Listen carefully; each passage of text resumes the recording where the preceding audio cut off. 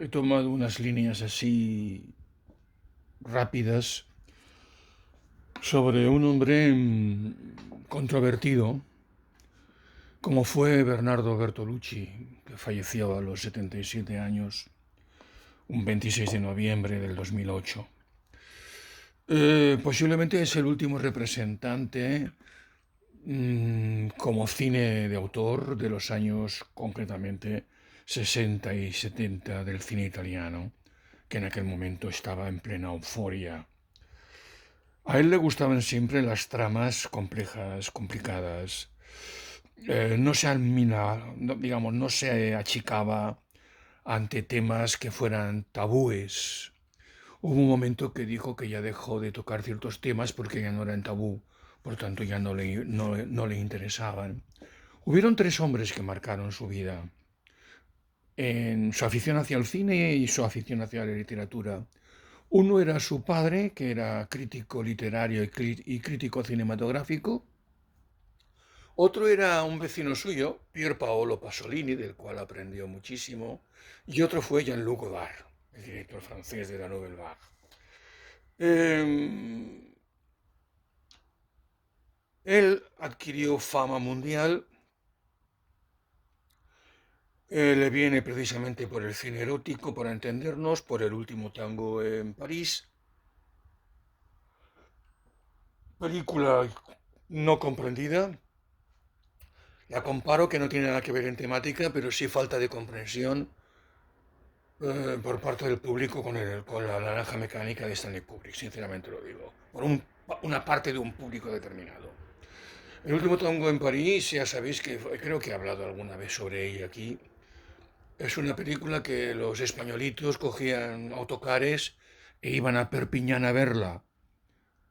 Yo me imagino la gran decepción porque me acuerdo perfectamente, y debe estar por ahí, una editorial del periódico de Cataluña, porque cuando pasaron El último tango en París por televisión española, los índices de audiencia al principio eran, ¡puf!, se pasaban 5 pueblos, para entendernos, las nubes, y a lo largo de la película, deben ser alrededor de 2 horas, pues, el índice fue bajando estrepitosamente, claro está.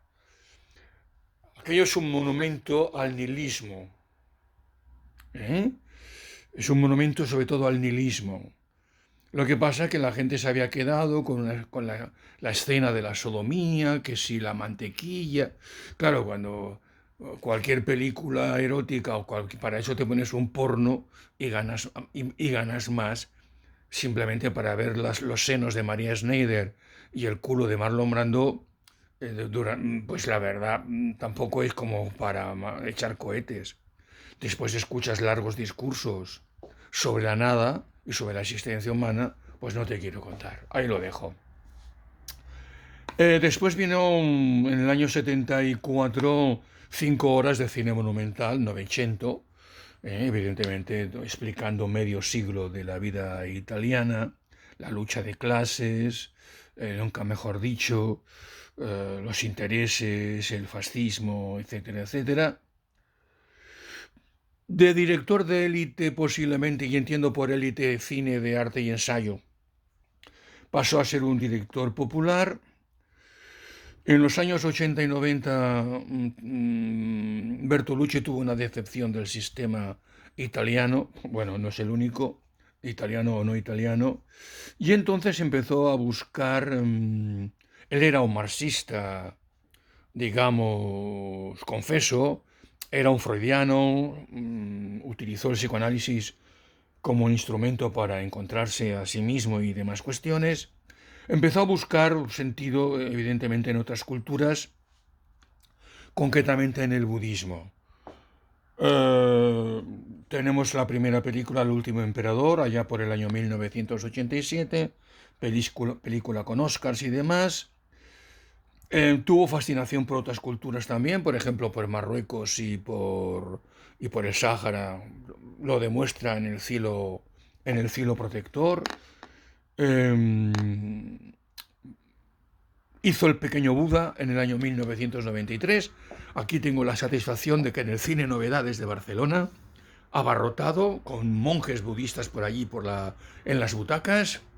De repente se fue oscureciendo la sala, solamente estaba la luz de la pantalla, que entonces tenían cortinas, qué maravilla, como fenómeno hoy, que también tiene cortinas, y de repente de al lado de la primera cortina que estaba abierta, salió el mismísimo Bernardo Bertolucci. Oh, apoteósico. Ver a un mito ahí en la pantalla y alguien que es de tu devoción, de tu gusto personal. Oh, apoteósico, apoteósico. Después un día lo vi en una silla de ruedas porque tuvo una caída y ya permaneció en silla de ruedas en la última recta de su vida. Pero bueno, apoteósico, año 1993. Él tiene solamente 17 películas, tampoco es una filmografía excesivamente larga, pero atención, por aquellos los amantes de los premios, tiene 2 Oscars, tiene 2 Globos de Oro, tiene un León de Oro por Venecia, lógicamente, y una palma honorífica del Festival de Cannes. Películas que a lo mejor se podrían ver si alguno tiene interés. La primera, La cosecha estéril del año 1962, con Mare Secca en la versión original, con el panfleto, el folleto, el guión era de Pier Paolo Pasolini y él lo lleva a la pantalla. Película muy interesante, yo de vez en cuando la veo, El conformista del año 1970, también el fascismo está por ahí. El último tango es del año 72, este psicodrama sexual, dicho de alguna forma. Novecento, que he nombrado antes, del año 76. El último emperador del año 1987.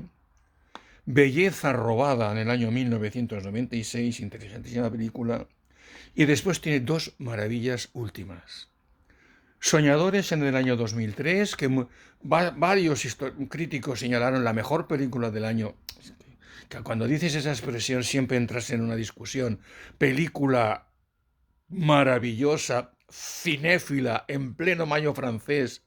Un hermano y una hermana, un tanto incestuosos para entendernos, se ligan a un amigo americano que está estudiando cine y bueno, maravillosa la película.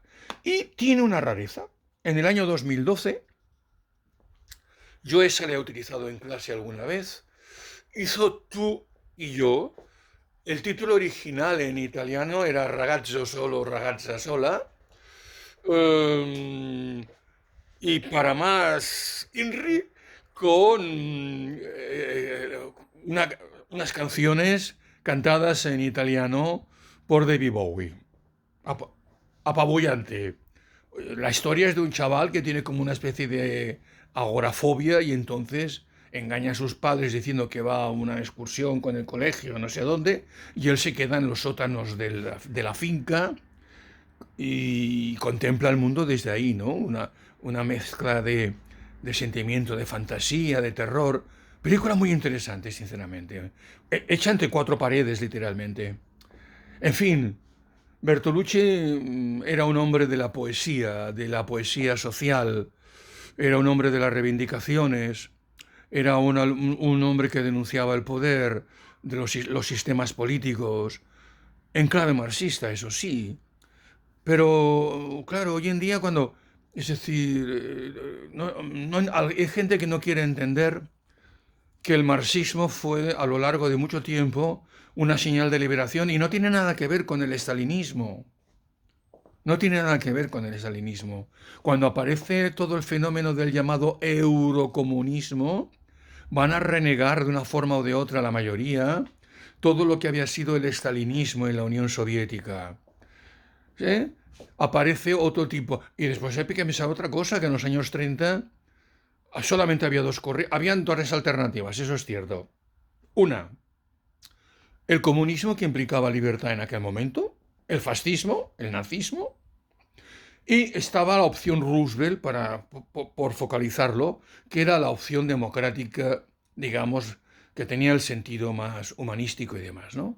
Bueno, Bertolucci, voy a seguir unos días con el cine italiano, porque es que tuvo unos momentos de oro alucinantes, ¿no? Fellini, Pasolini, Visconti, Liliana Cavani, y seguro que me olvido, y hay más, Vittorio De Sica, Rossellini, es que wow. Bueno, os dejo que me embalo. ¿Que no os gusta Bertolucci? Aquí paz y gloria. No pasa nada.